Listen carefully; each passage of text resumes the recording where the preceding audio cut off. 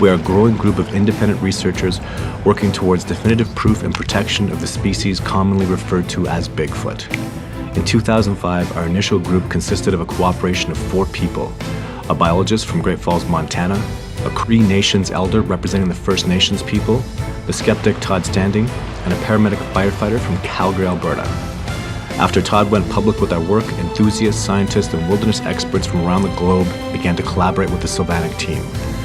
Now we collaborate with scientists from as far away as China and half a dozen forestry and wildlife officers in Canada and the United States. Our tremendous success has come about from our enormous collaboration of minds, experiences, knowledge, and wisdom from all walks of life. Primatology meets First Nations experience. Anthropology combined with the greatest still hunting techniques on the planet. These experiences have been passed down through tens of thousands of years of First Nations oral history and tradition, with decades of scientific study. Our ultimate goal is to ethically introduce civilization to the most man-like primate on the planet. For the past 10 years, I've been conducting expeditions, documenting chronicles, and interviewing people pertaining to the subject of Sasquatch. With over 20 years worth of hardcore backcountry expedition experience into the most remote regions, I've tracked and studied various North American species that have had little to no exposure to civilization. I am a student of many disciplines, trained in the art of tracking by a Cree Nations elder, and a military sniper.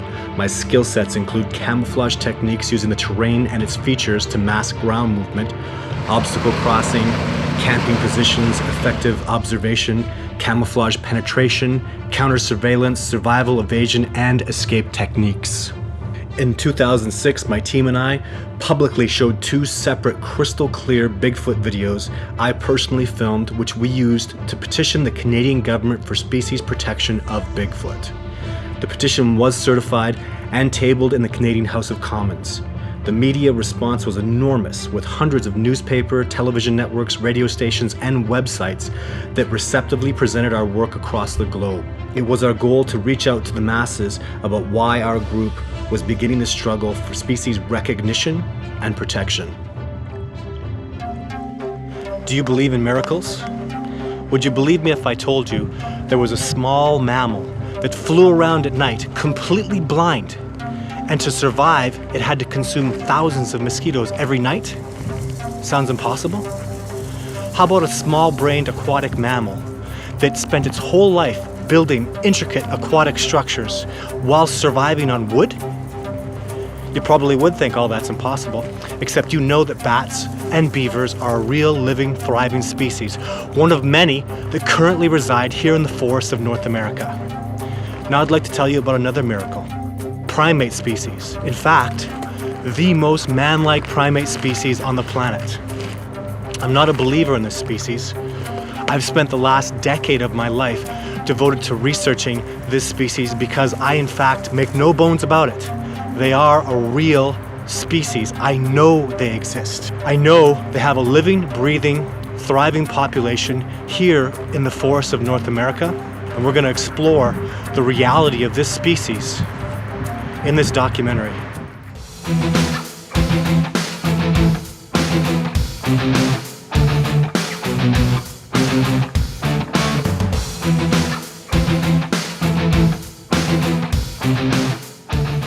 In the winter of 2012, after 5 days and 4 nights pursuing a group of Sasquatch in temperatures dropping below -20, I was able to film an altercation between myself and 3 other Sasquatch.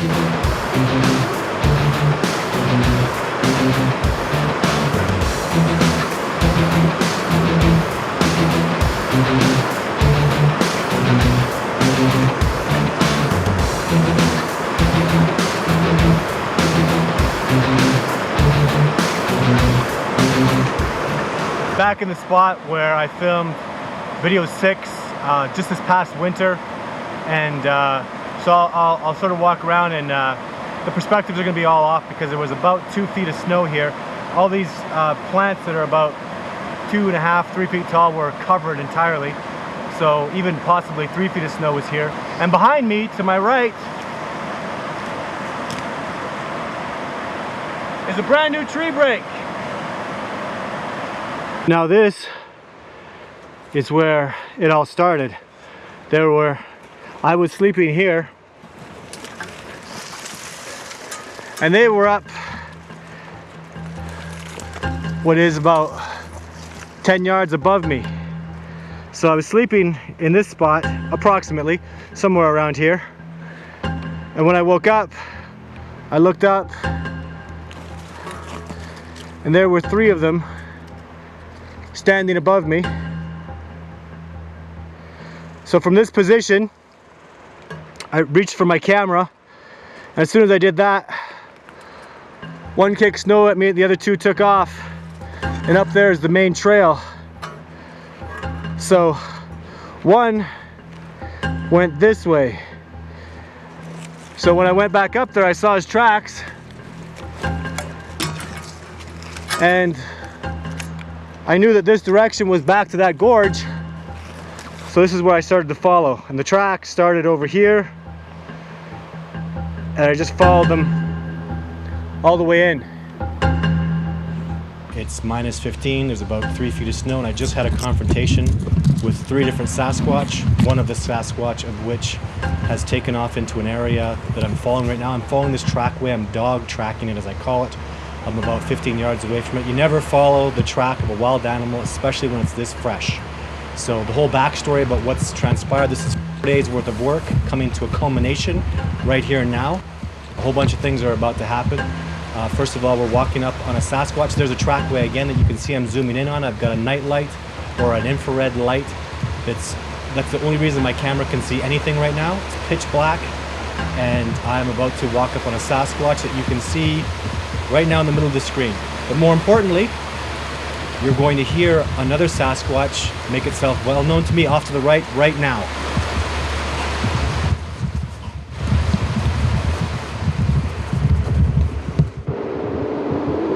Now that I know I have a Sasquatch that's protesting off to my right, I know I have to keep moving forward and following this trackway. At this point, I'm starting to make something out directly in front of me. Again, now I can hear a Sasquatch moving up on me to my right, just stepping in the snow. However, I'm focused on that directly in front of me. Clearly, a back and an arm are pointed back towards me, and this creature has no idea that I can see it right now. The reason I know it's there is I've seen the trackway, and that is standing out to me like a sore thumb. There's tracks, there's some very large, enormous object. So I'm going to proceed forward as I always do. So I'm getting a little nervous right now. I'm concerned about making sure I have my focus. This is a wild animal. I'm approaching hundreds of miles from the nearest human being, hundreds of miles from the nearest town, out in the middle of nowhere, all by myself. That's a Sasquatch. I'm trying to get my focus. My equipment has been out in minus 20 for 4 days. Cold, 2 feet of snow, 3 feet of snow, and this is what happens. Don't blink. That's an 80-pound log that just took me out. From the 3rd Sasquatch, I had no idea was there, that was off to my left. There were 3 of them. They stood together. This is what happens. Now, this is about an hour later, that exact same spot. I am 230 pounds, I'm 6'5" with those boots on. I'm going to stand in that exact spot. Now that you can see it's completely vacant. I'm standing there in the trackway, and when I jump or put my arms in the air, my hands straight up in the air are about 8'6", which are still not reaching the height of the Sasquatch that had just been previously standing there. So very clearly an empty space now. This is only less than an hour after the whole incident transpired. Again, there's the creature, clearly enormous. I'm 230 pounds, and I look like a little nothing compared to that giant that's standing there, over 8'6" tall, probably in excess of 800 to 900 pounds, standing there less than 20 yards away from me. Once again, here I am, standing right again where the spot is totally vacant. I can clearly see Bigfoot tracks there, and that's how large the animal was. What's interesting now that I see is there's a bit of a trail here that probably existed. I just couldn't see it in the wintertime, but he used it because the trees are separated in the trail, obviously, where he can walk through a little easier. And this is the gorge area, and the reason I was approaching him and following him is he wasn't trapped, most assuredly, but he was gonna have to go up a really steep hill or climb up some rocks. And I wanted to see that. I expected he would come this way, this is the direction he was going, but he didn't. He stopped and expected me to possibly not see him. Fortunately for me, I had my night vision. Without it, I never would have noticed him there. Makes the whole situation very interesting, having come back here and looking at the fact that the log that was thrown at me is gone. A tree break has been made in the right direction, and there's a trail here that he knew about in the wintertime that he was following and I had no idea. Perhaps even illustrates how thoroughly experienced they are in their own areas to know exactly where a trail is when it's covered in snow. So he was likely here for the log, was gonna cross, didn't happen because I was approaching. However, he was not concerned because he had backup from two different directions. One that was growling at me and the other that was stealthily waiting in the back for me to keep coming forward until it was too close, like he did, and then drop me with that log that was thrown at me.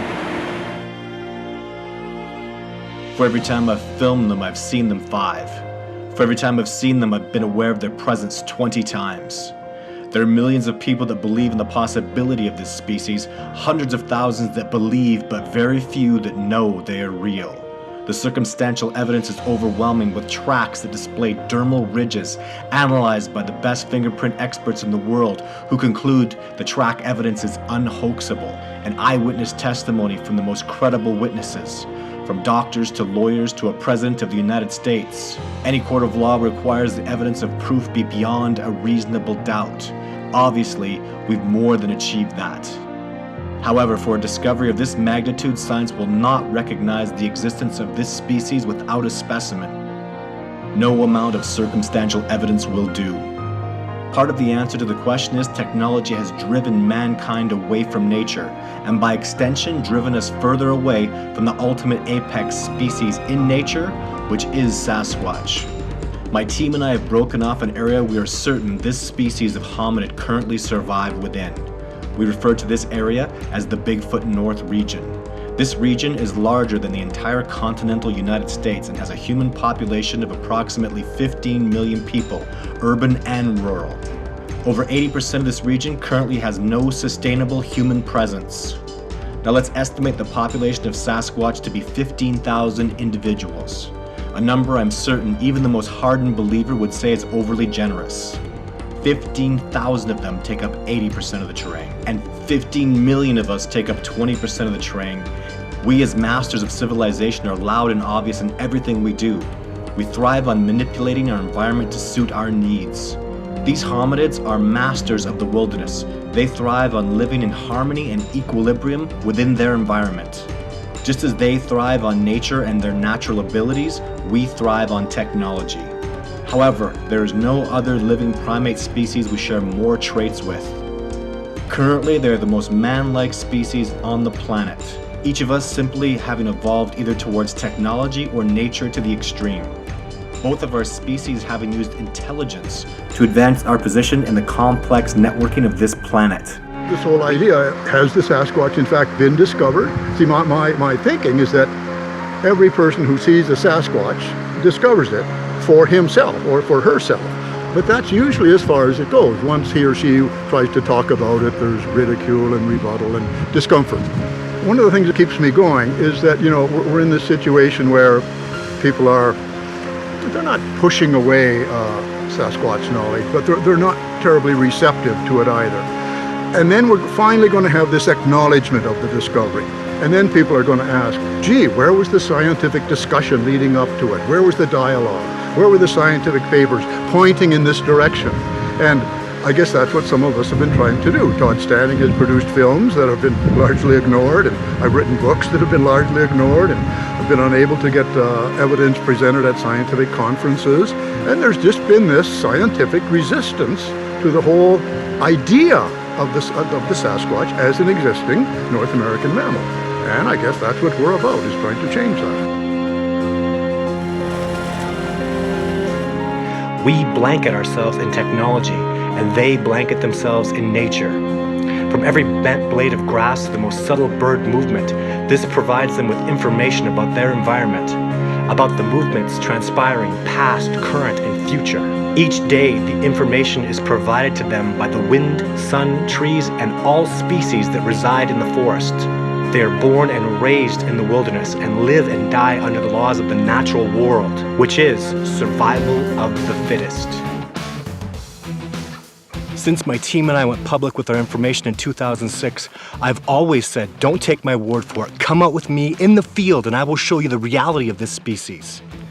And since then, I've taken out dozens of wildlife officers, PhDs and the like, and had them live interact with Sasquatch on multiple occasions. Of course, you can assume alone in the wilderness, I get the best results interacting with Sasquatch I've personally habituated. Here's an example of what's happened to me on dozens of occasions over the last decade of my research.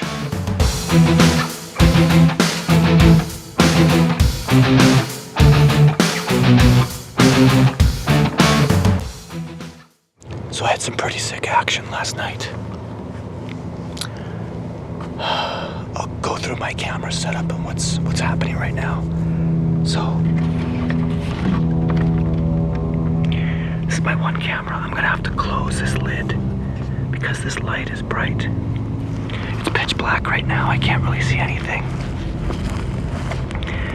This is my battery pack that I left here from last time. There's my light. I cut this piece of wood so my light would stay on it, but in the commotion last night, I knocked it over and I couldn't get it back on, so I'm having enough trouble with this piece as it is. This infrared light is invisible, and I can't really see where I'm going. I don't want to step on the light. There's my battery pack and my knife. I'm just gonna walk around this if I can. It's funny, I can't see. Unless I look through the camera, I don't know what it's pitch black right now. I mean, this is, I'll turn off my infrared filter for a second. This is without the infrared filter. This is with, here's my camera on my camera bag. See, there's the night vision on it. That's specialized night vision. I just have it taped to the camera. And again, there's the hood that I'll flip back in. I'm expecting a pretty decent night since they came out last night. So I'm gonna just try not to break my neck here. It's funny, I'm gonna get lost going 20 yards. So there's the apples. So I've got 3 apples up there, and actually there's a bag right there. Anyways, those are the apples. They're approaching from up there in the mountain. I'm freaking tired, and I'm not thinking well. I'm just completely exhausted. I feel totally, entirely, pathetically weak. And, oh my God, last night was crazy.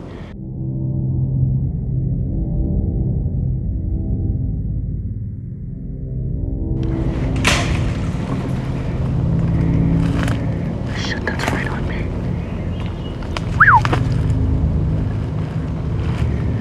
He's awfully close. There are at least 2 Sasquatch moving towards the apples.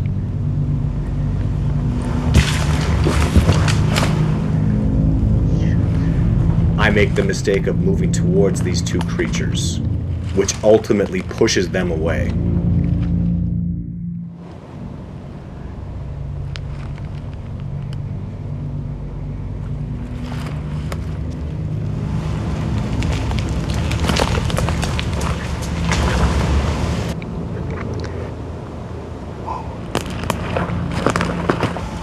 I travel into this uninhabited region following animal game trails. Here, I was continuously able to generate significant success with at least 2 individuals I've eyewitnessed on multiple occasions. So we'll see what happens. They take apples from me, and it's just me out here. 2 days ago, I did some stuff that's probably really gonna piss them off. Hopefully not piss them off. Well, I obviously didn't piss them off too much. If I pissed them off too much, I'll tell you something, I wouldn't be here right now. If they want to be gone, I'll be gone. I think I just upset them. They came and scared me a little bit yesterday. But I did leave apples for them up on the other side of the mountain. I know they took them. They always do. I'll go back there. The apples will be gone. Big shocker. But it's about getting these apples taken. Do you think they'll come within 20 yards of me, 50 yards of me, 100 yards of me? We'll have to wait and see. So take it step by step. I can barely see them, but I hear them coming. There's two.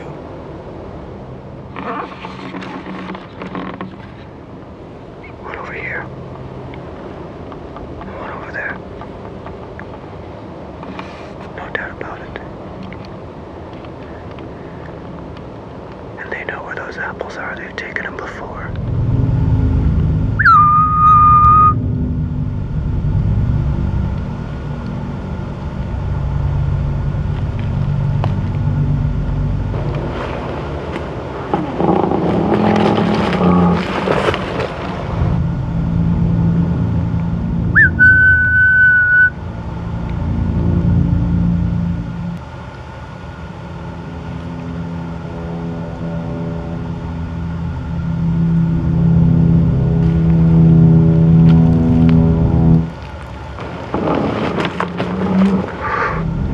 Hey there, big guy.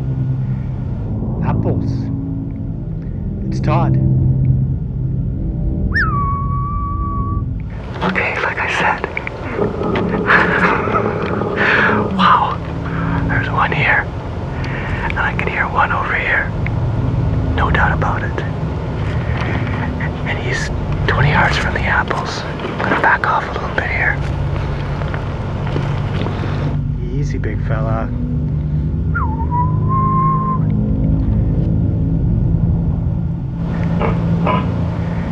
Hey. I'm just giving him some space, because if he goes there, I'll...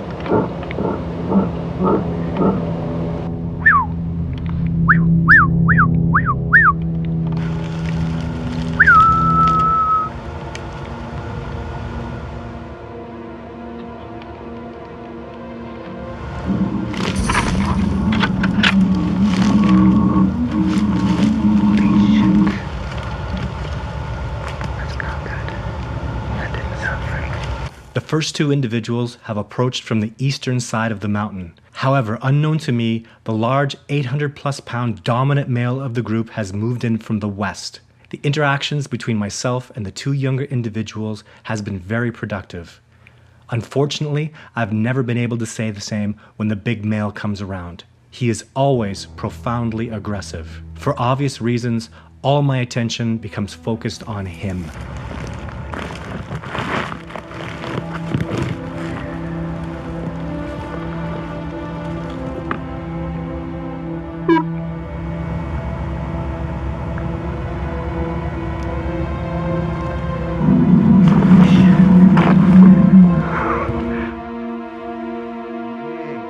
Easy, big guy.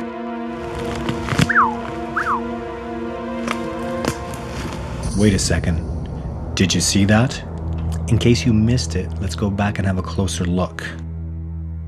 Can you see those three apples way off in the background? Here's a shot of them as they were a few minutes ago. They are three large red delicious apples. Here's what they look like from the other camera 25 yards away. Let's call them apples 1, 2, and 3. Watch again now closely in slow motion to apple number 3.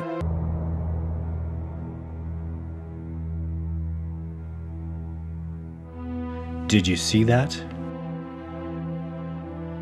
Have a closer look. Where apple 3 once was is now a black, empty space. If you watch it again in slow motion, you can actually see it removed.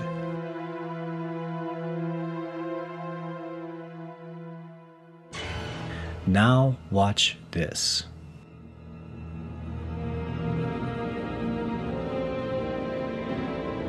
That's 3. At this moment, I have no idea those apples are being taken. 1, 2, and over here. I can hear this guy moving over on me too.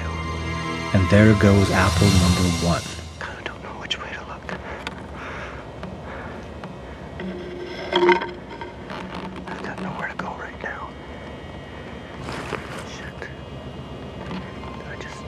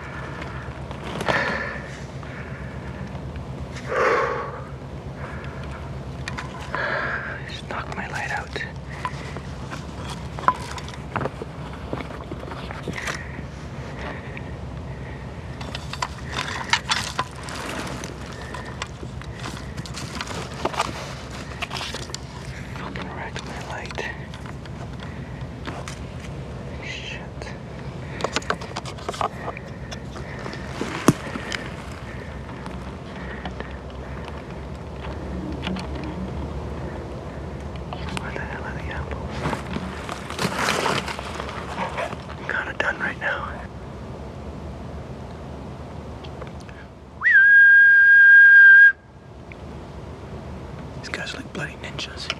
He could be 20 meters away from me. Or he could be gone.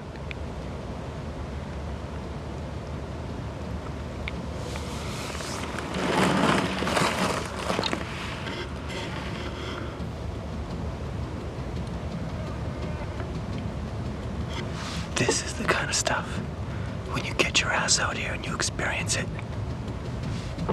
I don't give a shit who you are. You'll believe in Sasquatch when you see something like this going on, when you're out in the middle of nowhere and this shit starts happening. You'll feel the fear.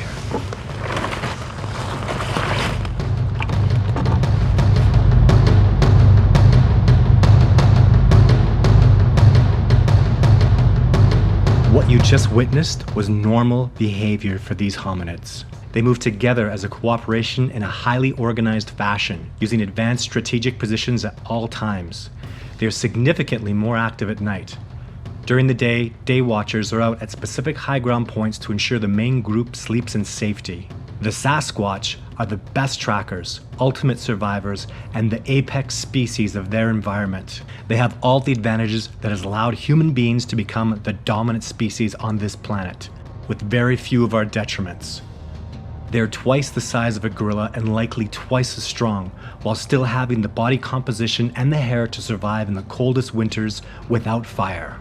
While living in small yet widely dispersed groups that raise and teach their offspring. Each of these groups' survival secrets are specific to their particular environment, having learned over countless generations that have evolved to enjoy abundance in that particular ecosystem. However, the fact that these hominids are hunters is tremendously significant. Hunters track, employ stealth, and must learn everything about their environment to remain successful. Because a hunter's quarry does all it can to stay alive. They will use every means at their disposal to survive.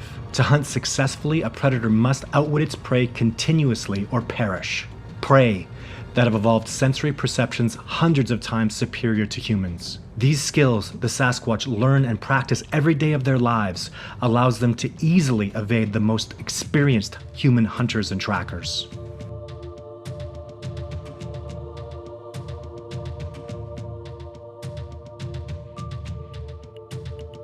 This year, it's time to take it up to the next level. We're going out with the best in the world.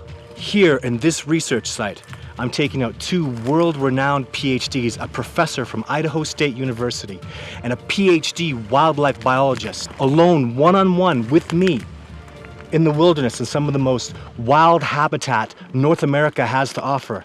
Will I be able to convince them that this research is authentic, that those videos, that all the sounds, that all the things that I've been claiming are absolutely authentic? The only question left is, will I be able to convince them too? Dr. Jeff Meldrum is a full professor of anatomy and anthropology at Idaho State University.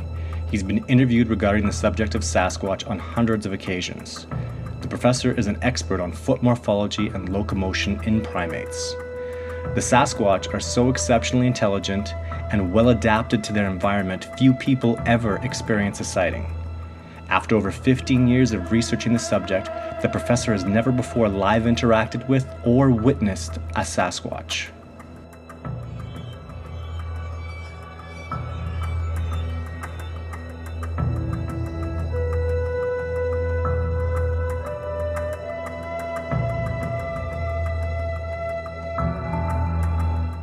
My name is Jeff Meldrum. I'm a professor of anatomy and anthropology at Idaho State University in Pocatello, Idaho. Right now, I'm with Todd standing at the Nordic study site. What we're seeing and what we're noting right now is just the significance of game trails. This is a game trail. This is a game trail. We're not saying it's Bigfoot, but it's a hot spot for species. So when you have deer and elk, and this ecosystem is so significant because, as the professor has seen, we've seen signs of bear, we've seen signs of wolves, which is very spectacular, and obviously the elk and the deer and the moose that we've seen, all just tracks, because we're not looking for those species, because this is a habituation site where we're trying to attract the Bigfoot, not chase them around. But when you get a site, when you get an ecosystem so successful like this, obviously we're gonna assume there's mountain lions out here.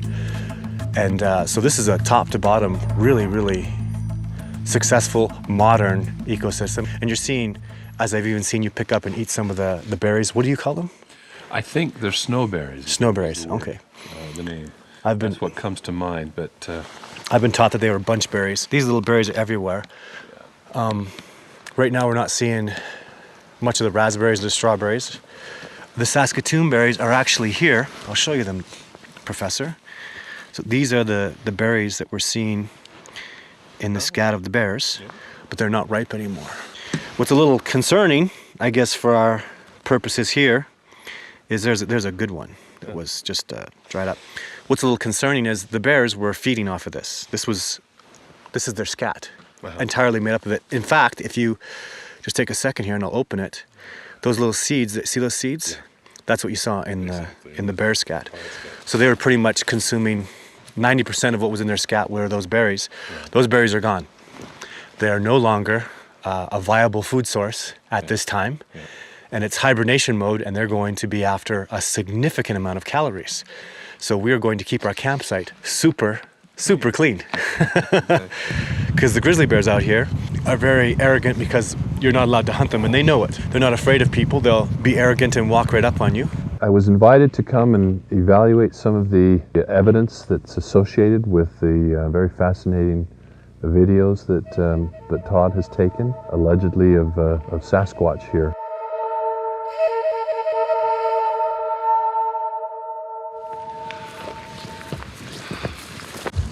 So how many of these tree breaks have we seen? At least 3. This would be the third, at least. Okay. Are they all in the same direction? They seem to be all in the same prevailing direction, yeah. Let's come have a close look at this. See if you can try to explain it just by wind. Well, I mean, obviously, trees do topple under natural conditions as they age. The amount of growth of the black tree lichen here suggests that this tree has been standing dead for quite some time. Like other ones around it. Like the other ones around it, yeah. So that kind of begs the question too: why are they breaking, at points so high from the ground? If it is wind, why didn't these just snap? I'd have a hard time, obviously, pushing this over right now. And there are other trees around it that are even more dead. If you look to this tree over here. Yeah, here and this one here. About the same thickness, and there's no damage to them whatsoever. Do you mind if I try to? Not at all. Please do. Try to break it. Yeah, well, breaking it. I was just going to see if it would break at a particular point. Oh, no, see, that's what I would have expected. Agreed. So breaking down near the base. So how would a tree break at a midpoint like that? It just doesn't seem odd to see that over and over. You might think that maybe one or two or some more a higher number close by. Why just this one? In as far as we can see, it's just this one. And I guess you could argue as well, this one was ready to be blown over, and the others weren't. In an area with so little wind, though. Yeah, well, yeah, that's the other factor. This area seems to rather consistently have very little wind, very calm, still. Let me ask you this. Okay, I'm coming from the perspective that I've seen these hominids break trees and do this, and I've seen, I'd say there's about 8 or 9 of these around. If we took a real good look around, with 8 or 9, I think actually more like 10. Yeah. But let's say this was broken by a large hominid. Yeah. What kind of power do you think? I mean, first of all, that the height of that is... Right. That's... Well, yeah, obviously it's going to have to grab above that point of breaking. And so it's certainly, I'm 6 foot, so it certainly is at least 2 feet taller than me, whatever it was, if it broke it, if something like that broke it. And now, do you think you would have the power, like on the tree beside it, that's approximately the same thickness? Right. Well, again... How powerful do you think you'd have to be to hold that tree and cause a break at that kind of, even at your height? Yeah.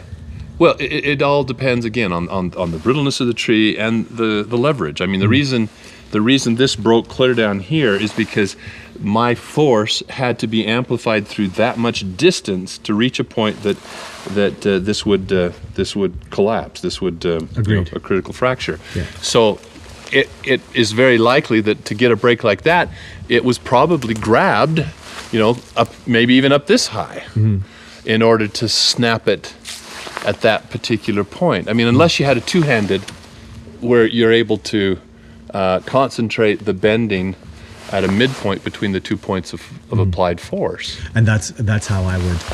And that's how I've seen them do it. Okay. It's two hands. Yeah. It's purposely in a direction, and even when I've experimented with these brakes, it's hard to break it that well and not snap it. It causes, you have to actually have a degree of where you grab it and break it slowly. Oh, and let to it snap. to So maintain part of it from keep it from snapping completely free.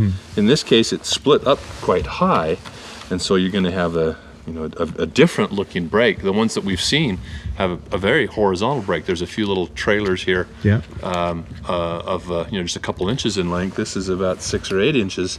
Pull it right down, all the way down. So it stayed attached. Stayed attached, more or less. But that looks very different, obviously, than tremendously different than this one up here. And I get that's something significant because I've never seen. They always look just like that. Right. Well, and see, we're to the point where, again, in this conversation, we're coming at it from two different perspectives. You claim to have witnessed the causal agent of these brakes. Yes. Yeah. And so it's in the mix. But you have to. But this may have less weight than a rather suggestive imprint in the muskeg that suggests a large plantigrade foot, which has more weight in my mind than just finding a break like this. I have to play devil's advocate because in all my experience out here, I never see this. Never have I seen this in non-Bigfoot habitat. I have never seen a tree all on its own like this, broken, with multiple other trees showing zero damage in any way, shape, or form, and multiple breaks in the same direction. It's just getting to the point where, since I know that there are Bigfoot out here, and I love the fact that the PhDs there's so much at stake for them because they have a reputation that they've worked so hard for so many years, and they will refuse. A good PhD that I want will refuse to sit back and be too easy about things. They have to be skeptical because they have a reputation at stake. And now we need to proceed definitively with the next step in a discovery of this magnitude, which is absolutely enormous. A relic hominid alive in North America is such a incredibly, almost impossible miracle to believe that I understand people's skepticism, and it's going to be a lot of hard work from very credible people like Dr. Meldrum and like Dr. Bennernagel to come forward and help us out with this. It's essential that we have them, and that's why he's here, and let's continue.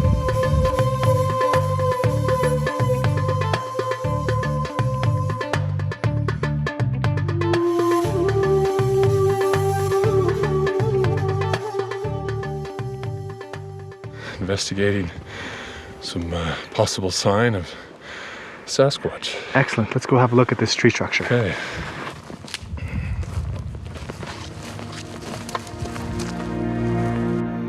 Here's another view of this incredible structure. This is unreal. I put a little pear on it, as you can see. It is so freaking amazing. Wow. What do you say?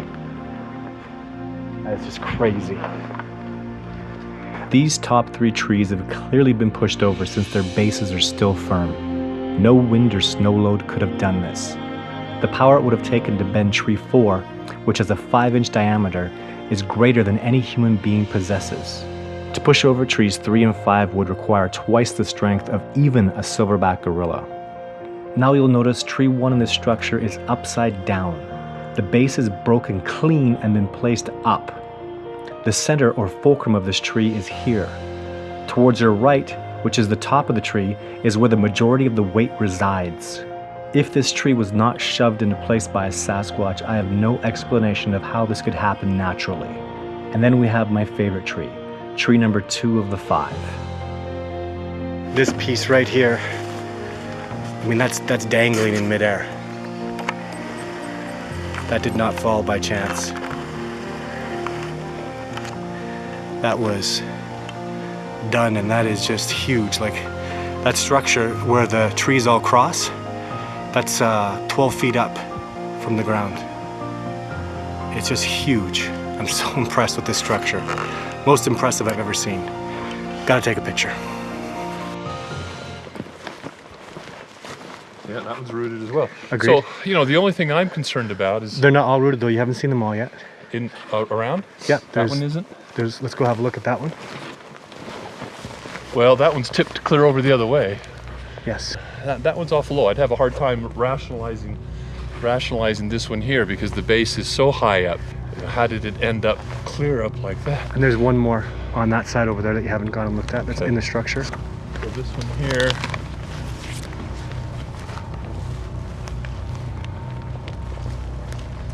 Let's see. Well, not immediately apparent, if that were the case. So, yeah, so those two, there's a possibility that they were stuck up there.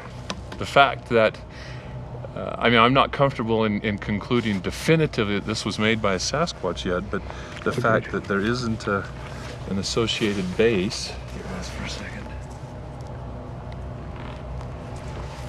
Yeah, so there's two elements that I couldn't immediately rationalize as having been just blow down, fall over. So yeah, the door of possibility is still open to me. Pretty To interesting. my mind. Excellent. On 7 occasions, apples had been taken from this particular structure. On 3 occasions, Sasquatch tracks have been found in association with the missing apples. On all 3 of those nights, we've experienced significant live interactions with them at base camp. Now, Doctor, let's get you to have a look over here at this track we found about 2 weeks ago, discovered again after apples had been taken. Just walk straight in and try not to step on something that might be a blatant track. So here's our track. It's actually disturbed. Looks like it's only been slightly disturbed. So if we could get our esteemed doctor over here, please. And if you'd look right here. We blocked it off ourselves Okay. with the hopes that nobody would come through. So this shouldn't be like that. Well, that does have potential as a footprint. Yeah, I mean, if pressed, I'd say there's better than a 50-50 chance at least that that's a Sasquatch track.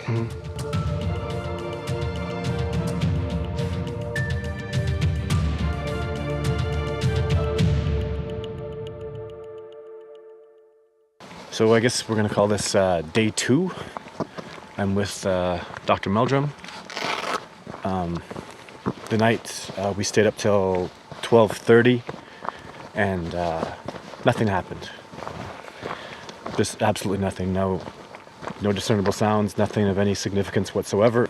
And we are walking right now to I guess structure number 2. And we're going to put up some apples. I'm going to have him put up some apples with me, and we'll leave them there and see what happens. Actually, I would also like to, since we have a little bit of time, he and I are going to scour the area for about a half an hour to see if we can find any tracks or anything significant here, because I put apples up here last week and they're all gone. So, and nobody should have been over here. I haven't touched the area at all since I was here last week, so we'll have a look and see what's there. I've seen some interesting so-called tree structures, trees that take on a sort of a teepee appearance that Todd is convinced represent a boundary marker or some sort of effort to communicate the presence of Sasquatch in this particular region. Another thing I do love about these structures too is they're generally like this, where you can see I don't have any nails. Look at the damage I just did to that. If I was a bear and I put my claws on this, you'd see tremendous marks. And there's really zero indication. And with me having been out here and had 5 successful gifts taken, there's just no indication of any bears of any kind. So putting apples on it is my way of saying, I know you guys are here. I'm here for you. Here's a gift. I think that's just a basic little simple communication I can do. So anyways, well, let's have a look around here and see what we can see. There's a really significant impression right there. Wow, you can really see that. That's a beautiful impression. This is the furthest back I've been. So that's not from us. Yeah. There were some indications of what appeared to be, a large plantigrade foot. And that's just a smaller track. Is that you too? Yeah, just a second ago, yeah. Okay. So that's a little bit older. I assume this is an individual I've eyewitnessed on 2 other occasions. I identify him as a bulky individual, dark brown, under 7 feet tall. I'd love to hear your perspective on it. Okay. Well, yeah. I would concur with what you're saying. I mean, it really has broken the muskeg there, and there's certainly a taper back here for a heel, and a broad forefoot potentially. And it had the shape and proportions of a 13-inch footprint. Was pressed extremely heavily down to the ground. It suggested something of considerable weight. So this could be as old as 2 months ago. Right. Yeah. That's the best track I've seen over here. And the front end was torn, perhaps by the action of toes of something walking in the vicinity of this structure. So now that we've documented this track and I'm pretty much done with it, I'd like you to pick a spot right beside here, and I'd like you to step as hard as you can. Let's see what kind of imprint you can make beside it. So let's come back and have a look. So this is Dr. Meldrum's track. He's about 220 pounds, probably 240 with all his gear on, and his track is nothing. It's really very, very insignificant compared to what I'm seeing on this side. And here's my track a second ago. But I mean, this is all linear across. I'm on one opposite side, you're on the opposite.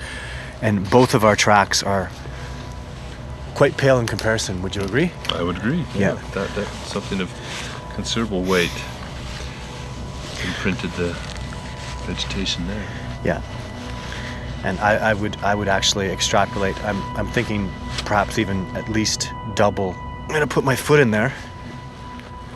So not more than an inch larger than my foot at the very most. As I put my foot in there though, I can really feel it. I mean, there's nothing here. If I was closing my eyes and feeling around, I'd barely feel that. This, you gotta put your foot in there. Yeah.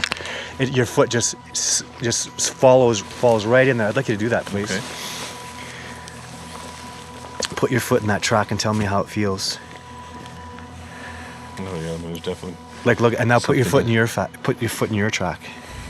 Yeah, there's still a lot of spring to it. I don't have it compressed it nearly as far, and it's taking it right down to the ground. Look at that, yeah. It's not rebounding. It's the PhD's job, because it's his reputation's on the line, to be as skeptical as possible, but that is a Bigfoot track. I like the doctor's perspective. This is what he's taught me out here, and I'm gonna say I'm 99% sure. You gotta have that little bit of doubt in your mind. And I'm with 99% certainty, I'm saying that's a Bigfoot track. And it's not a coincidence that it's right where I've been putting apples and all the apples have been disappearing. As I guide Dr. Meldrum through this amazing habitat, I'm able to clearly perceive we are not alone. The Sasquatch that reside there are watching us. They're following us. At times, they're watching our every move, testing me over and over. Jeff may not be aware of it, but we're following very strict rules. Now on day 3, Dr. Meldrum's longtime colleague is about to arrive. Dr. Bindernagel and I have never met. This expedition will be a hard one. We're about to spend 5 days and nights together in an enormous section of wilderness that I say is currently inhabited by a troop of large, wild, giant primates that currently are unrecognized by modern science. My name is John Bindernagel. I'm a wildlife biologist. I live on Vancouver Island, British Columbia. I have a bachelor's degree, a master's degree, and a PhD from the University of Wisconsin, Madison. Right now we're in a research site in Western Alberta, not so far from Nordag. And this is a site to which Todd Standing has invited me to spend time with him for 5 days. What's been particularly interesting to me is some sign that Todd Standing interprets as Sasquatch sign, which I had reservations about when I arrived, but about which I'm changing my mind. The most outstanding form of sign is these structures, these teepee-like, this teepee-like array of leaning pine sapling stems, which I thought were completely random and natural. But having traveled in this country for 5 days now and seen no other such structures except in the area where he's observed Sasquatches, I'm now willing to conclude that these are associated with the presence of Sasquatches, which has been quite a big change for me.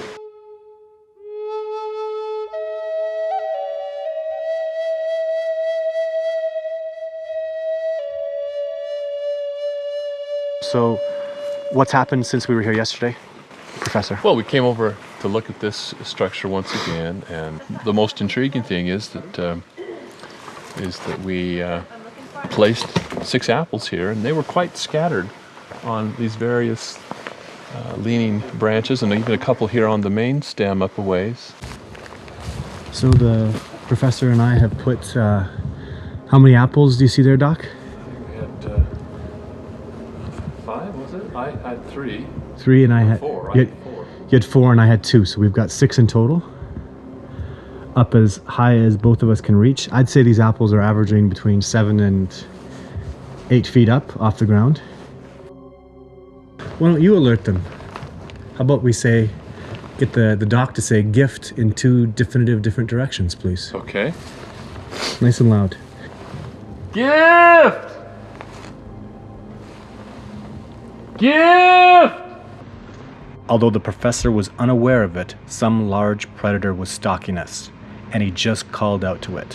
Whether it was a large bear or a Sasquatch, either way, if it proceeded to take those apples, I would scour every inch of the terrain to find its trackway.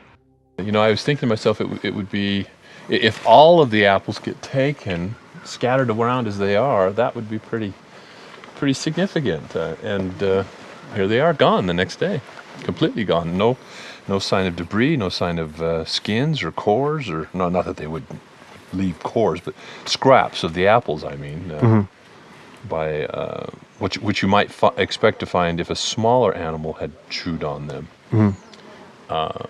They were at heights that I doubt an ungulate could reach. A bear would probably down that apple in a few bites. Yeah, I think. But wouldn't he? Didn't think he'd have to stand up against the tree? Oh, sure. But yeah, a bear would have no problem. I'm trying to remember. As high as we could reach, we put up these apples. Up here, you know, that you might expect to see some evidence of claw marks. If it was a bear, I would think the bear would shinny up to grab those apples. There was absolutely no signs of any bear. This is what Jeff had to say when interviewed a few weeks later on the topic. It was as if something with hands had collected them off and carried them away. So while Jeff further discussed the structure with John, I went to work. Something had taken those apples, and I knew what it was, but I needed proof. Something profound. And then I found it. So again, what do you think of this trackway that you're seeing? Well, there's certainly some impressions in the moss here that could well be Sasquatch tracks. The pair here, and then 2, 3 additional tracks as if it had stood here and walked ahead. And what direction are they moving? Good question. Looks like they're moving exactly towards where the apples were. Yeah, I can't really tell. Well, I'm seeing, in this one, I'm seeing a heel, and I'm seeing see the toe marks in there? So I'm seeing a bit of toe marks, and a definitive heel mark. So if you just come over this way, we didn't walk anywhere over here, and I'm seeing, so we haven't walked past this log. So I'm seeing this impression that moves to that impression, that moves to the next impression over there. Not So the one right there. and that so look at the size approximately. Yeah. So this is a little larger. Right there. Yeah, exactly. Yeah, possible. You know, and actually you can see them from here. This is a really good one over here. Actually, it looks like he stopped and stood here. So the steps are here and here. Maybe stopped and had a look, and then from here, the next track is there. This is mine. That's where I stopped and said, wait a second. That's it's very interesting. There. Did I point there or did I point there? Both. There? Yeah, both of them. Well, and if you're looking, they're really in line. Yeah. They're really straight. Yeah, you can kind of see a progression. Is it with the pine needles in it? Yeah. And then the other one where that stick is, that little short stick's coming up at an angle right there, right at the base of it. Looks almost from here in a way. Looks like that could be another one. I agree. It's so hard to It is. judge in this substrate. Well, and now the moss is growing back. Right. You know, assuming this had to have happened in the last 20 hours. Yeah. So now the moss is going to be growing back and recovering. But if you were to step in these, which you will in a second, you'll feel indentations, you'll feel the unusual pressure that it would have taken to do that. Yeah. But the fact that apples are missing and there's this trackway that we'll have a look at. Are you okay with that, Sure, to step in there? Yeah. Yeah, please do. So give it a step right precisely in where the spots are. So here's some potential footprints of a plantigrade. I mean, they're quite impressive. You know, my foot fits right there, and then it's possible that it stopped right there like that. That's what it's looking like. And we're assuming the next step is looking here. Right. So perhaps And that would be, well, it could be either. I believe that looks to me like it's right foot. Yeah, that's what I was thinking. That's kind of a reach for me. Let's give it a go. Well, I was going to say it almost looks like there's another right here. There's a little bit of compression right there. Yeah, possibly. So it could have been. Let me just feel it. Yeah, it's pretty solid underneath it. Okay. But that could have been. But in Okay. any case, then here's a right foot. Which really compressed nicely. Yeah, and then appears a left foot right there, and you can see where it's crushed the underlying That's right, it has. log. It's just, So that's definitely a print of some kind. yeah, agreed. And then another one right here. You can see where it's torn the muskeg at the lead end of it. And then from there, it's hard to say. It's pretty jumbled How about we just take a leap of faith to see where that next foot goes? Yeah, well, I would plant it, if I was going that way, I'd plant it right there. Maybe. And that's really getting undefinitive now. Yeah, We're really it losing is. the trackway. The ground's But- getting much harder. Yeah, there's less springiness to the muskeg at this point. And I don't see any definitive. Agreed. But again, the ground's getting hard, and now we can Right. start walking on the Right. trees. So So- short. You know, it's very suggestive. The placement of the feet is suggestive of a biped. Interesting trajectory. Interesting association with the bait or the gifts that we left out just yesterday. And I have a tradition, Professor Meldrum, that when I have this kind of success, it makes me happy. We do this. We give a high five, sir. High five. So it's a step in the right direction, right? So it's a real step in the right direction. I'm not afraid to get excited.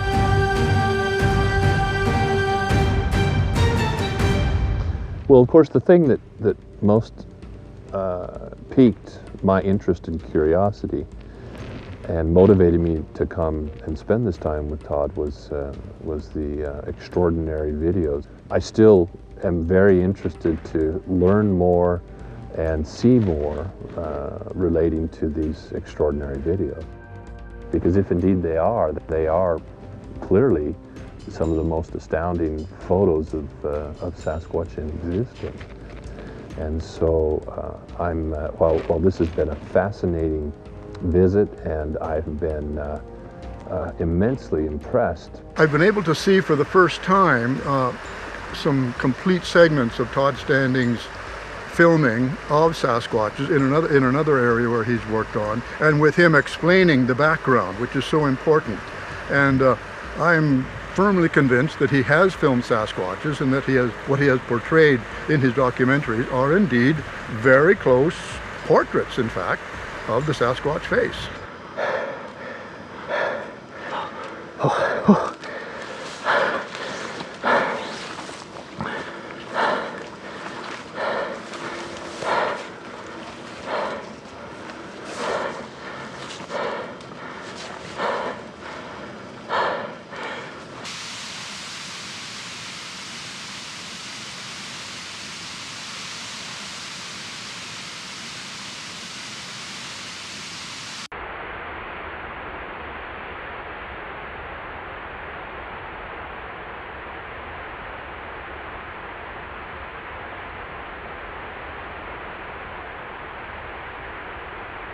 For the video, I zoomed in 20 times optical and obviously had no tripod. I remained in this position for at least 20 minutes while the animal you see in video 4 moved from one position to the next. I was situated over 50 yards away and downhill from his position. I was hiding beneath a large pine tree and covered by my ghillie suit. The snow was melting, so I was having to switch back and forth from video camera to still camera as water would drop down onto the lenses. He would regularly disappear from my line of sight, as I'm sure he was searching for me in a direction of about 180 degrees. This animal certainly knew I was around, but I suspect that he had no idea how close I actually was. What they were doing, it was amazing how they had this spectacularly implemented plan to ensure that I didn't get into the spot I wanted. The day watcher had discovered me, and I became aware of it. Moments later, he disappeared, and I knew at that point that he'd alerted the main group. And I expected that, as in the past, these animals would simply move away. This group is entirely different from the previous group I was studying Sylvanic. Previously, they would become aware of us, they would simply move away and really have virtually no interaction with us after that. This species, I would say, based on where they are, because the region that they inhabit is overlooking an area where hunters hunt and kill. They see men with guns all the time from their high points up in the mountains. They stand their ground. These guys don't back away, they don't run away, they stand their ground, and they push me out. This has been a big reality check for me. Like I said earlier, in the previous expedition that I was on last year in August, when I was tremendously successful, I lost my video camera because they actually threw stones and logs and branches at me to the point where it injured me. For the next 3 days, as I returned to base camp, this group of Sasquatch harassed me relentlessly. After sleeping less than 30 minutes, I was awakened by rocks that were thrown at me and growling sounds from multiple directions. After 2 nights of this, I'd had enough, so you'll see me here crack open one of my big flares. Damn it.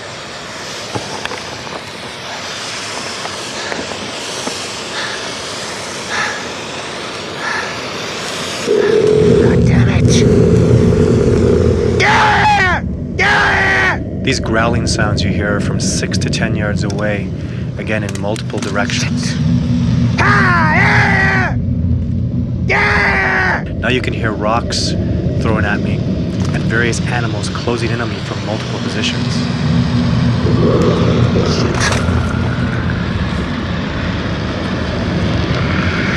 Shit.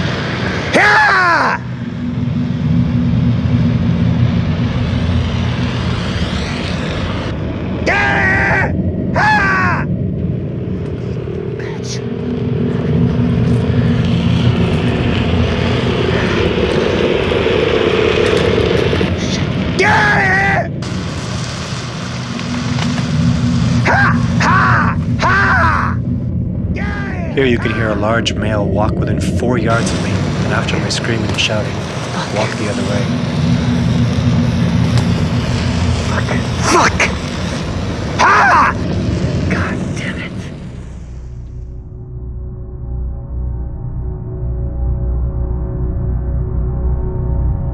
This new Sylvanic area is where we are attempting to conduct a study of the species commonly referred to as Bigfoot. My team and I have been on over 30 expeditions into this region, and 2 by me have yielded significant close proximity contact with these animals. For this October 2010 expedition, although there certainly were significant dangers, including the grizzly bear confrontation, I suffered only minor injuries. So before I get into detail of the expedition itself, I'd like to thank Radium Police as well as Kimberley and Invermere Search and Rescue. This region of the Rocky Mountains is certainly some of the most dangerous backcountry in the continent. Very few people ever use these trails, and a high percentage that do disappear or are killed. This area between Kootenay and Banff National Parks is where wildlife officers relocate bears and mountain lions that have become dangerous to people. So here are the spring 2011 photographs. I'll start out with this one. A photograph I'm still very proud of, but obviously doesn't show a whole lot, and if it was all that I got, it would have never been proven as Bigfoot. Here's one of the photographs. This looks like an artist's drawing, but it's not. It's actually a photograph. I just had to crank up the contrast and brightness and saturation so you could have a good look and see his eyes and his nose and his fur and everything that's there. And you'll obviously see it's the same animal as this guy is. He's a day watcher. This one, there was some sun coming through the trees, and you can see how it's sort of lit up the front of his face. Now we'll go into the videos, and the videos are all, again, of this same exact day watcher. So we start out with this one. All we'll be able to see here is an eyeball. Actually, his whole body's there. His shoulders, everything. You can see his eye right there in the middle of the screen. I'll highlight that for you again in a second. But there it is. It's highlighted so you can see his eye, and if you actually watch in the previous one a little bit, you can see it blink as well. Now, obviously, this one and the video to follow, this one we're watching right here where he's in the bottom right hand side, really not significant evidence at all. This illustrates, actually, if anything else, how much of a difficult time I was having getting my focus. I'm trying to focus through, you know, half a dozen trees and branches, and again, if this is all the evidence that I had, it really wouldn't have been worth anything. You can barely see him moving there. At this point, obviously, you could even argue that was probably a bear. You can see dark fur and the lighter color in his face. On this one, it's getting pretty definitive. You can really see a nose and lips on the bottom left-hand side. You can see a little bit of movement out of him, and just amazing to me how well camouflaged his whole body and all of him was. This is the one that was released to media. When I released this video still to the media, I gave them a blurry one. I gave them about, the video still I gave them was right about here. And as you can see here, crystal clear. You can even see an insect fly up off of him, so a really clear shot. This one I had to really crank up on the brightness and the saturation. There's an eye blink for you, but again, the same animal as you're seeing in all these videos. I will slow it down a little bit for those of you who missed the eye blink. You can see his head moving there really slowly as well, but again, I'll slow down for the eye blink for those of you who missed it.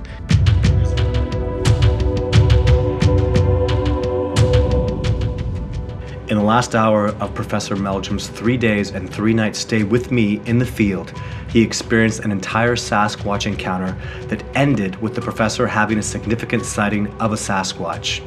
He was forced to leave early the next morning due to scheduling conflicts. 4 weeks later, with no further discussion on the incident, I went to visit the professor at his office in Idaho State University to document his eyewitness accounting and, for the first time, show the professor what I had discovered the following morning in his absence. Okay, now this is a big deal. Yeah. So we got to pay close attention to this. So this is you. I have the camera. Standing from approximately where you had seen something that you're not quite sure about, and you have your night vision and the infrared spotlight, and you're shining it around. That there's no audio here. You'll see in a minute that you have the night vision spotlight that you remember, and you're looking. You're saying, you know, it went off in this direction, off in this direction. If it's still around, it would be in this area. This is where you're looking, and then now you're saying this is where it came from approximately. So it moved in this direction, and you're shining the spotlight. So I'm just trying to get an idea. Really have a good look. There's the trees. This is that bit of a hill. Notice how the grass is in the way. I remember you said too that you didn't see the whole body. It was very obscured, right? Yeah. The grass on the berm was catching the firelight glow. So through my night vision, that was quite illuminated. Oh wow, that is something I never even thought of. And so when this shadowy figure, sort of forward leaning, was right behind that grass. And that makes perfect sense because that grass would have been almost bleached from the infrared light from the fire. Right. And what you're seeing was beyond that. And that really makes sense. So it was the contrast was quite dramatic, and so the figure behind, without the illumination, because obviously when I saw the figure, I didn't have that spotlight in hand. It was just a very shadowy, ambiguous figure, but it was just hunched over and moving very, very smoothly. Yes. So now this is still a camera. Now this is you really quickly giving a demonstration of what you saw. That's all you're going to do. So did you want to see that again? Yeah. We'll run that one more time. And you're really excited. You're really talking a lot because you may have just seen a Sasquatch, so rightly so. But so now I'm panned down, and now I go to you, and this is you do your walk. Yeah. And immediately I thought, wow, that looks a lot like a hunched over large Patterson kind of creature walk. Yeah, that was the... So, and that's the only time you do it. You won't do it again. But, I mean, you walk like I've seen Sasquatch walk. Sure. Similar to. Yeah. Now you're talking about where you'd seen it, the direction that you had gone, that you'd seen it move. Now, what do you recall about the way that it moved? Well, I was impressed by two things. One was the forward lean, And the second thing was the lack of any bobbing. It was just extremely smooth and not rapid, but quick, a quick movement, which suggested to me a compliant gait, flexed limbs like I was trying to emulate there. It came from the general vicinity of where Sonia was interacting with something. Yeah. There were brush pops and snaps in the darkness. That's right, yes. So there was something there, and then she returned to her seat. I was scanning with the night vision in that direction, and that's when I saw this thing move across my field of view. I thought, I really wanted you all, knowing that I was going to leave before daylight the next morning, I wanted you all to really scrutinize the ground along that creek bed to see if there was any evidence of. Absolutely. It's interesting to me, I really appreciate your skepticism, because I was even closer. And I'm glad you heard the rustling and the wood pops. After all the sound that we made, as just being human beings out there, all the sounds that we'd made, us moving in that direction, you just alluded to there was something out there. I'm not going to beat around the bush. I know that was a Sasquatch that was out there. Nothing else would do that. But I do appreciate your skepticism on that. I found a definitive trackway that I am as certain of as the trackway that you walked in earlier that next day. You don't see it, the deep impressions in the moss, but the grass is very, very clearly compressed in a 13-inch, and I cut these pieces to match the length of the track exactly. And there were a couple other things. The motion, I would say with 100% certainty, the grass, as the foot was coming down, there's two things that are happening here. There's a hill, and there's movement in that direction. So as he was stepping, the grass is bent and pushed in that fashion. Does that make sense? As the foot's coming from the right and pushing to the left. And the tracks are about 1.5 meters, and then 0.5 meters, and then 1.5 meters. And the reason for that is, I believe he was staying low. He kept his body turned away from you just a little bit because his eyes can light. And he was bending in the knees just a little bit. And you'll see me move the trackway the way I have to walk it to match it. You have to move in a very specific way when you're moving across a hill. So look, see how my feet are pointed up? So I'm matching the track exactly. So my feet aren't straight like this. If my feet are straight, I'm turning over like this. So the tracks that I'm seeing are pointed like this, just a bit. Now watch me do the trackway. Watch the way my feet will move. There. See that cross? Now see, I'm not bending or bumping at all, but there is the cross. To do that cross, you'll see in the trackway that I'm finding there, it's longer, shorter. So I'm looking at a 13-inch track from Sasquatch that moved exactly the way you just saw my feet move. These are very, very deep, noticeable impressions in the grass. You saw this grass, so it really took a lot. And I would say John was certainly relying on my ability to see tracks. He looked at it and said, well, it looks like there could be something there. This is the view of the campsite. Oh, well, yeah, that's quite some distance. It looks far, but remember in the video we just saw a minute ago, I'm on that hill that looked really close that you were shining the light on. And you'll see John walk on that hill. Now, that's where the track that's it. Oh my goodness, that's it though. Yeah, because it was this grass was very illuminated, and the figure I see, I would guess the figure would be at least half again as tall as John. You can clearly see you only had the view of about this much of the hill. Yeah, that's it. Well, yeah, I remember I picked it up right about here, it seems, and then lost it because there was a shadow cast across this part here. Yeah, that would pretty much account for it. It certainly would. How do you feel now, having seen this about? Well, it certainly further substantiates the impression of what I saw. Yeah, that and it's interesting how well that lined up. And the fact that the sign that you cut there correlates or corresponds to the apparent path of what I remember seeing. Of a Sasquatch moving very fluidly, very smooth. Well, and the other thing that strikes me too is, had I given you instructions or given you my inclination as to where to look, I was going to concentrate down on the muddy parts of the creek bank. But from your reconstruction here, it's rather clear to me that those would not have been in the appropriate place. No way. But seeing it now from this vantage point, that's exactly it. I mean, because I remember it emerging from the spot of these trees, a shadowy figure anyway, and then losing it just right there. Yeah. And had you been down on the creek, you would have been invisible. And it's exactly as you said, top to bottom. Wow. So Oh, that's interesting. I have news Exciting. for you, Professor. I have with 100% certainty, I know that you saw a Sasquatch that day. There's no way I would have never even looked for that trackway had you not have seen something. And I scoured this area top to bottom, obviously every millimeter, to find that very difficult to see trackway. And after I'd analyzed it and looked at it, I was 100% certain that there was a trackway through there from a being that I had not seen, but you had. You Right. did not see some obscure Sasquatch-like creature that looked like maybe a Sasquatch. It was blurring. It was not. You definitively saw a Sasquatch. The Sasquatch that I heard. Well, I'm quite, like I said, very, very excited and quite intrigued at the prospects. I mean, you say you're 100% convinced.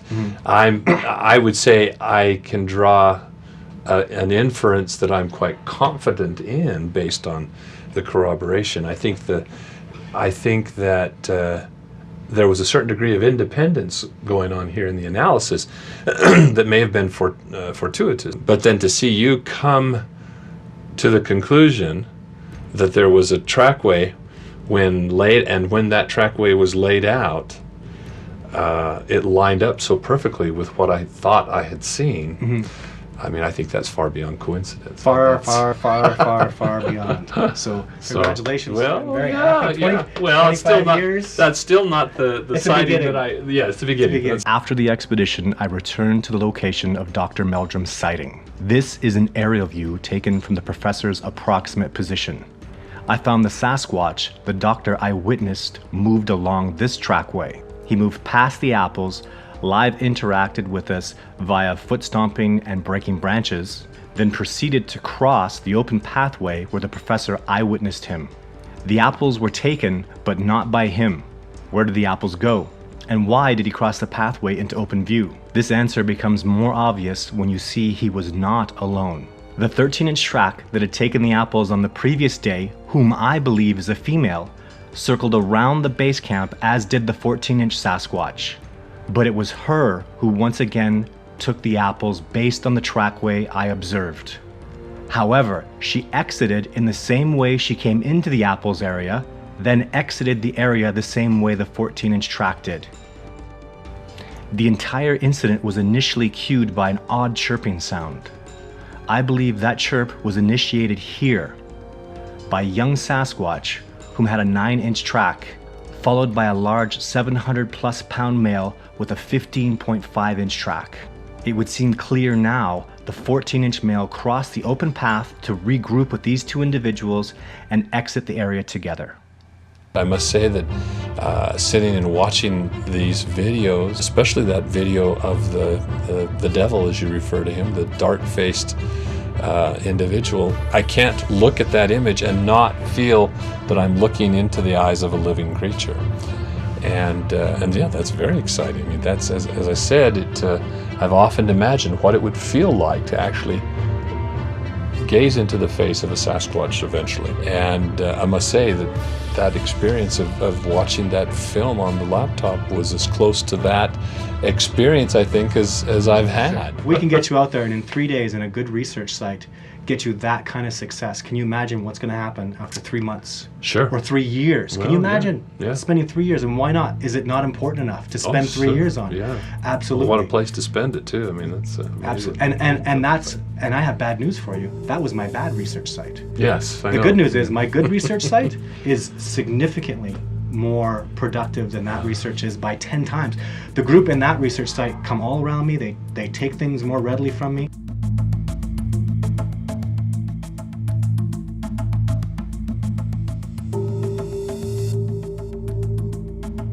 Approximately 45 minutes ago, I was in the tent and I heard a pop, this sound. While I was putting some of my equipment together, I froze and waited about 10 seconds, and again, pop, in precisely the same spot that Sasquatch revealed its location in the form of chirps a day ago for Professor Meldrum, an hour before he had his potential sighting, and the whole while where there was crashing. So we still have 2 days left.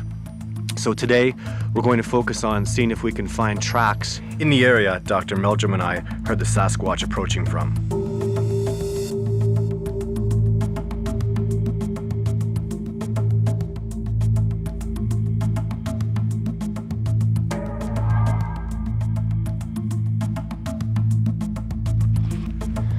So we're just having a look at another track.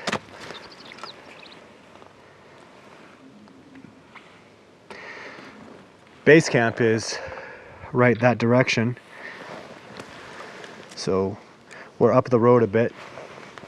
I found this by seeing another one down, a partial, and then noticing this right here, this broken piece of moss. It looks like this is left foot. Right foot. This is the piece of significance. It's right here. There's the pencil.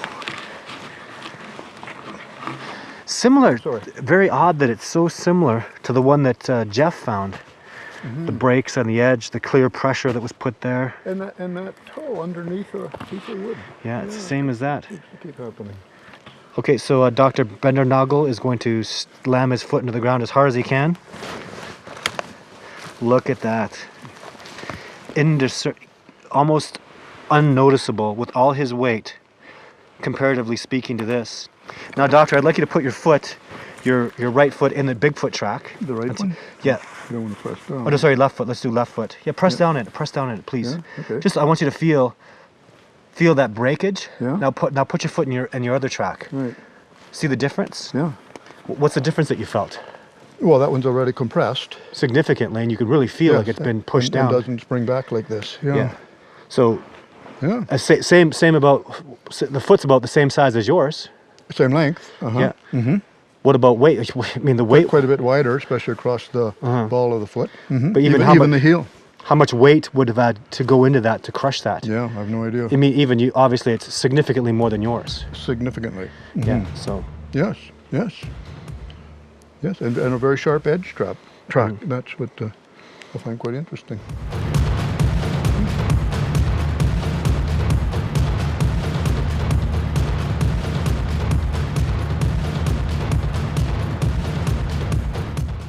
One thing that's been particularly interesting for me are these tree snaps, where conifer saplings are snapped off at between 8 foot and 12 foot, and which Todd Standing interprets as big Sasquatch sign.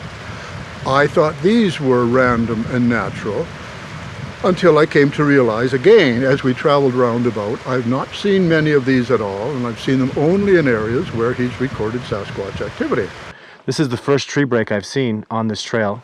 This looks to be the right height. If I could get the doctor to stand beside it, please. Sure.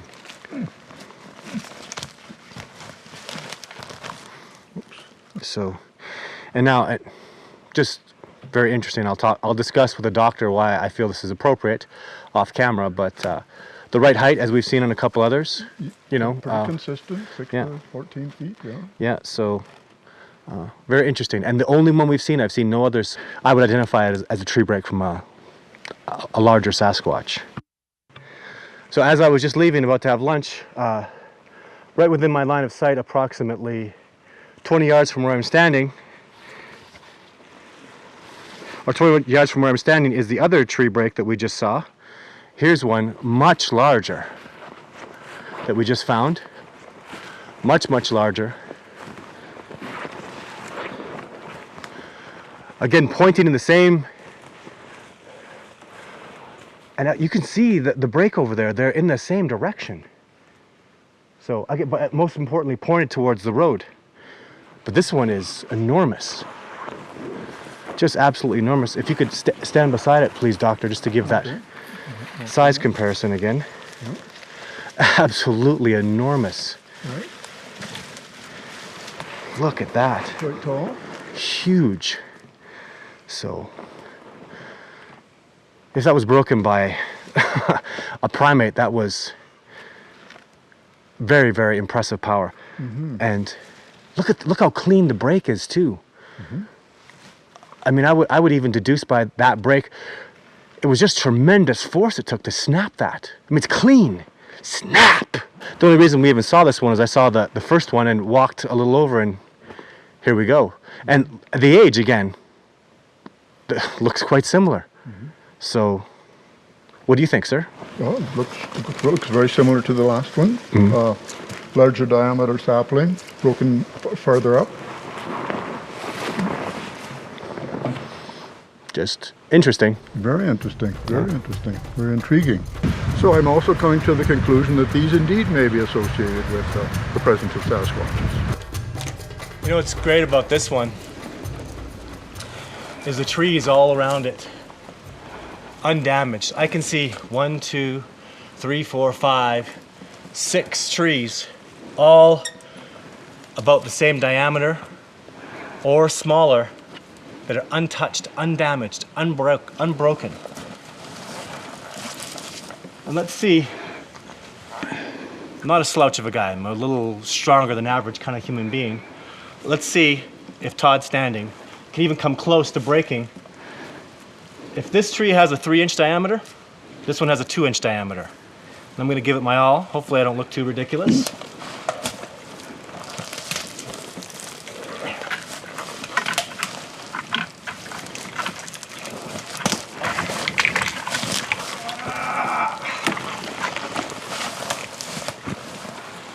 I'm gonna tell you that I didn't even bend it. I wasn't even close. There was not even, you would need 5 times my power to break this tree 2 inches in diameter. And this one 3 inches in diameter. Even look at reaching it. To do this, you need to put one hand here, and I've seen a Sasquatch do this, so I'm telling you. He puts one hand here and he pulls down and breaks with that kind of power. Or if it's a small tree break, they're so powerful, it'll just come from the wrist. He can actually take this and twist his wrist and break it. That is obscene, ridiculous power. So when I sleep at night and I hear large primates coming around me at night, my apples get taken and there's tracks left the next day, and that happens the night after, I'm very aware that the species that's capable of this immense, ridiculous, completely stunning, impressive power, they're bigger than twice a gorilla, maybe stronger than twice a gorilla. You better be afraid. Because if you're not, you have my sympathy.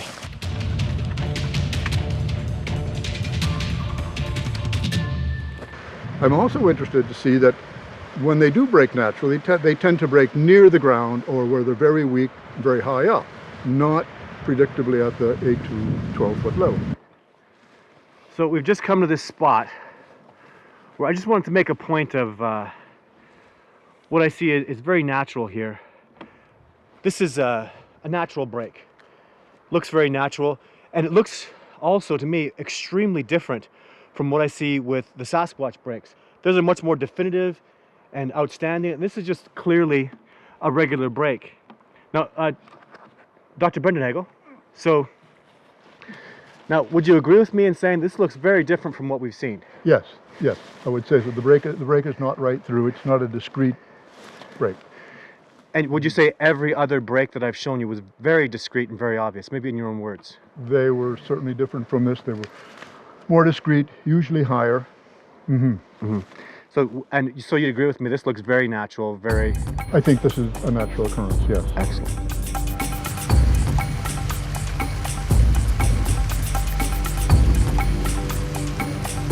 Last night, the bird chirping sounds that the Sasquatch have been making for me regularly, the bird chirping sounds that Professor Meldrum heard before we heard some stomping around in the woods, and then Professor Meldrum had his, what he thinks may have very well been his Sasquatch sighting, his first ever, were done last night. These night bird calls were heard several times. My hearing's not very good at all, so I only heard it once when it was quite close. Jeff Meldrum, when he was here, heard it several times, and Todd heard it several times. So it seems to be occurring around the campsite area. They moved on both sides of the road towards us slowly. Unfortunately, because Dr. Bendernagel has hearing aids and has difficulty hearing, especially high-pitched sounds, he never heard them until they were very, very close to us. At about 1 a.m., at least 3 Sasquatch moved in on John and myself. I could hear one move in from the north as 2 more approached from the south. Every few minutes I could hear a gently whistled chirp and branches snapping. Then the sounds from the south became much more pronounced. I could hear dry trees snapping as this Sasquatch slowly approached from the south, but John could hear nothing. Until I could hear the Sasquatch was less than 30 yards away. I pleaded with John to listen intently, directly south of our position where I could hear the Sasquatch right up on the hill. Thankfully, within a minute, the Sasquatch let out what I would describe as a booming chirp, combined with a deep stomp. John heard that very clearly. Todd is able to imitate this sound very well, and I've heard his imitation of it, which very closely approximates the call I heard. You'll do that sound, eh? Yeah. Yeah. They would stomp around and they would let us know that they were there, and they would, the wood breaking would happen when they would be stomping, and large primate sounding bipedal movement along with the chirps. I know that that's a Sasquatch, and that's all there is to it. I'll be very interested to know if in fact this is in fact a night bird call or a Sasquatch mimicking a night bird call. And it was a very significant night last night. So today we're going to focus on seeing if we can find tracks where those bird chirps were heard.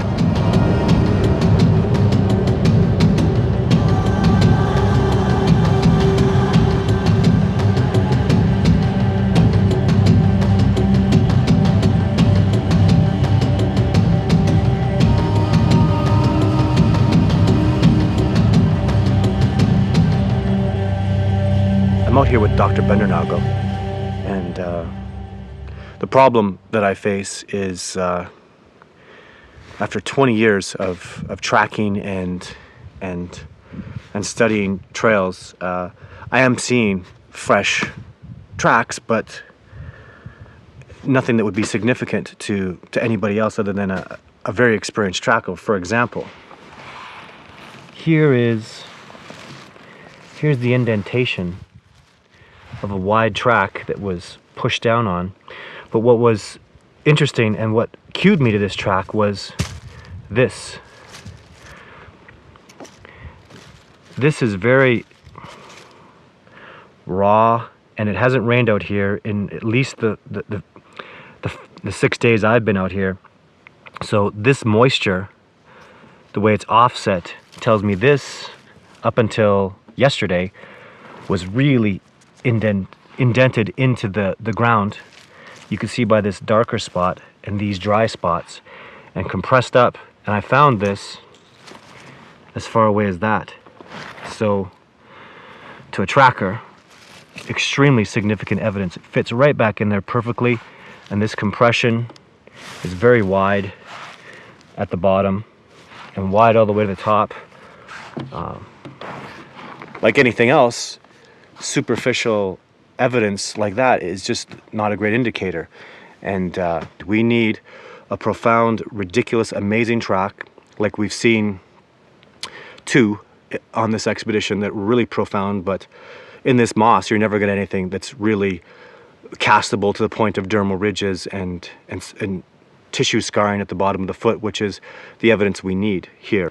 I hope you can appreciate even this little mark. Here again we are really at the approximate point where we heard that sound, and I'm seeing a lot of really good indicators. This was found like that. This end was broken off of this, and if we follow this down just a little bit, we'll see this freshly broken. So lots of indications of something having moved right into this direction where the alleged bird chirp was heard. So, very interesting. So I just found this track, very small. What would you approximate it to be in length, John? I don't know. Is it 9 inches? Yeah. Maybe. Yeah, I think 9 inches. I'm seeing a lot of weight in the way the wood's damaged on this side. It's fairly fresh. I'm not seeing any rebounding in the moss. I'm just going to say there's also just a single trunk, Yeah. Well, you know, this is easy to climb on, right? and so was this. Right. You wouldn't leave a mark on that if you were Right. moving on that. I can see that the track is moving in this direction. Wow. What do you say about that? I don't know. I don't know either. That's really confusing. It mildly looks like a Sasquatch track. I mean, I could say toes, but this is a foot. A shoe doesn't do this. If you look at my shoe, they almost always have this culmination like this, and even often an archway. Can I see your shoes at the bottom? See how shoes generally have an archway like this, and a broader front that's not linear. I'm seeing perfect linearity in this, like actual raw human foot. But I also see weight here. This is really, and a barefoot skin, that would be damaging. Do you know what I mean? Like, and if you feel that, John, have a feel. That's not gentle wood. No. That doesn't break easy. Quite firm. It's very, very firm. I'll do a demonstration right beside it as close as I can without damaging the track, just to see what I can do with my weight. So push with my shoe. I didn't do any damage to the side of the tree, even with my nails. If I dig on it, it's just not doing that kind of damage. What can be immediately discerned with 100% certainty about this track is this individual was facing the camp and the track is of a right foot. It's 9 inches long, which is a size 6 shoe for the foot of an average 12-year-old male human. On the inside of the foot was where the immense pressure was applied that crushed the wood. On the inside of any human's foot is the archway. Not only did this man-like track have no archway, but the inside of its foot was flat and extremely powerful, precisely fitting the description of hundreds of Sasquatch tracks I have witnessed, as well as thousands of others reported by individuals across Canada and the United States. After my analysis, I must conclude no known species could have made this track. This is a young Sasquatch foot stomp, and we found it in the approximate area John and I heard the chirp less than 14 hours previously. Furthermore, this is not a track as part of a trackway. No other obvious tracks were found along this creature's trajectory. The pathway was only discovered by the broken trees that I personally heard as the Sasquatch approached. This is an incredibly powerful foot stomp, and it was clearly done deliberately.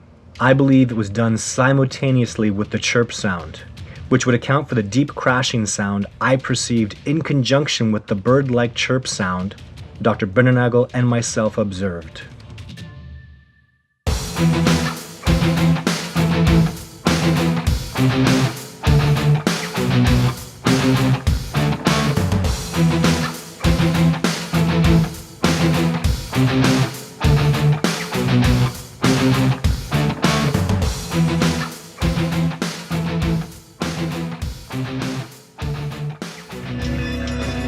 At the end of this year's research in Nordegg, we're able to confirm 2 individuals via eyewitness sightings and tracks, as well as 3 other individuals via live interactions confirmed by tracks.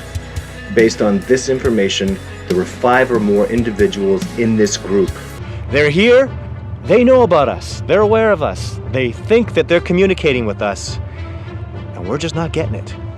And that's why I'm trying to get species protection and recognition, and trying to get primatologists to stop going all the bloody way to Africa when you have bipedal, man-like primates currently residing right here on the continent of North America. Time to take our heads out of the sand and recognize this incredible primate species and start learning from them, because the masters of civilization, my people, sure could learn a lot from the masters of the wilderness, which is who they are. There's no way that you got sight of a Sasquatch in those areas with those tree breaks, with those tracks, getting those apples taken, with those sounds, all these things.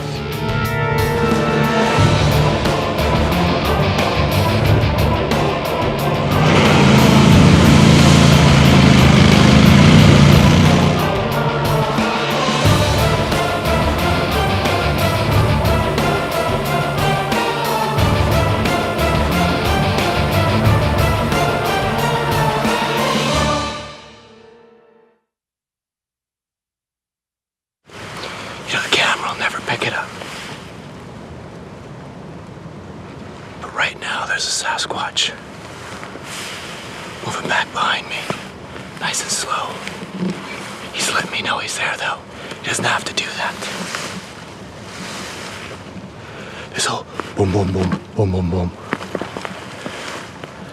It's intimidation, and it should work. I'm being followed by, probably a 700-pound primate chasing me. I wonder if the bugs are getting him too. When returning from my Sasquatch expeditions to base camp, most of the time at least 2 individuals follow me out of the habitat. Right now you can hear a squirrel off in the distance. He is not squawking at me. Foraging for food this way in open areas is a behavior I learned from primatologists like Diane Fossey. The goal is to show these primates a behavior they recognize as calm. The more they relax in my presence, the closer they get to me. And these particular individuals are very, very close.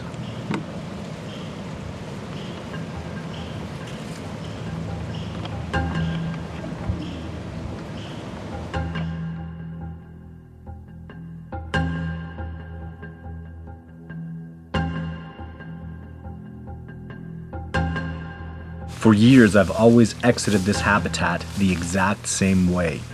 They expect me to follow the same path and the same speed, and that's exactly what I've been doing. All the while waiting for that cue to one day turn around with the hope of getting closer. Fortunately for me, this day, I heard that cue. It was a call out like nothing I'd ever heard before, and it happened at the perfect time, in the perfect place. I quickly moved into position. There's a blind spot up there I jumped into and waited. It seemed to be working. I could hear them approaching very closely. I panned around with my 50 times optical zoom camera and could hear this individual was very close. But I could see nothing. Several minutes passed with no success. So in an act of desperation, I turned on my thermal camera. Fortunately, the conditions were perfect. Within seconds, I could see something. And there it was. An image so shocking to me, I instinctively took 2 steps back. Clearly, less than 60 yards away from me was a very large heat signature. This signature was about 20 yards up a pine tree that had no branches. Only a black bear or a young grizzly could elicit this behavior. Certainly no human being could do this. Here, any possibility of this image being any known species is gone from my mind. This Sasquatch is holding itself up at times with one arm. He in fact looks very comfortable as he's waiting for me to emerge from the bottom of the mountain. Shocked by what I'm witnessing, I quietly reposition myself. After nearly a decade of work, this is the first time I've ever filmed a Sasquatch thermally or in a tree. I momentarily film my hand temperature as a heat reference. At this point, this primate becomes aware of where I'm actually located, as the other Sasquatch begins to protest to my far right. Now, as I move to reposition, my goal becomes filming this individual in motion on the ground. I did not succeed in this endeavor. But now, for the first time ever, I was moving backwards towards these primates. I call this troop of Sasquatch the Wild Bunch because they do not back away from me. And as I suspected, they did in fact stand their ground. With my last bit of battery power in my camera, I was able to film these incredible images in full HD at 50 times optical zoom.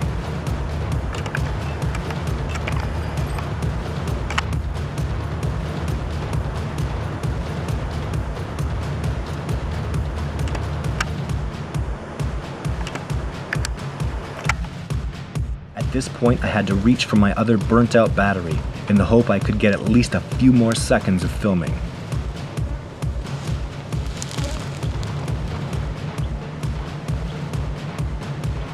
It worked. The Sasquatch you see was in the shadow of this tree root and barely visible to the naked eye. But thanks to the high sensitivity sensor on this camera, the images I was able to record were very impressive. God damn it, focus me on it. This Sasquatch is looking down at me, likely shocked by this odd behavior I'm exhibiting.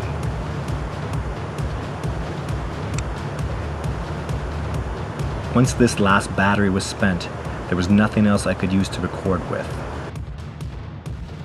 Although the events that transpired between myself and these two primates over the next few hours were significant, there could be no video or audio record of any kind.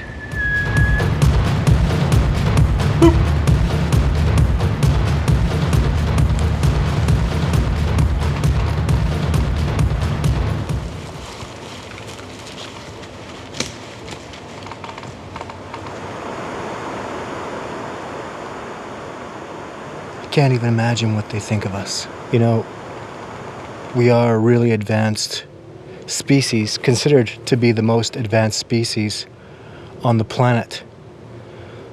But the Sasquatch are aware of us. They interact with me. They do things to communicate with us. Most people don't get it. Knowing that they're aware of us, and we're supposed to be the dominant species on this planet, and we're not aware of them. Who's the intelligent one? Have we gone so far from the wilderness, from the wild, from nature, that we can't realize that the masters of the wilderness, which is what Sasquatch are, there's no arguing that. Anybody who's going to realize this species exists in today's day and age has to admit, you have to admit, that they are a very, very advanced race of hominids, exceptional. They live and they thrive in this ecosystem. What's it going to take for human beings to understand that the most man-like primate is currently alive in the forests of North America? We may not acknowledge it yet, but if I have anything to say about it, it's going to change real soon.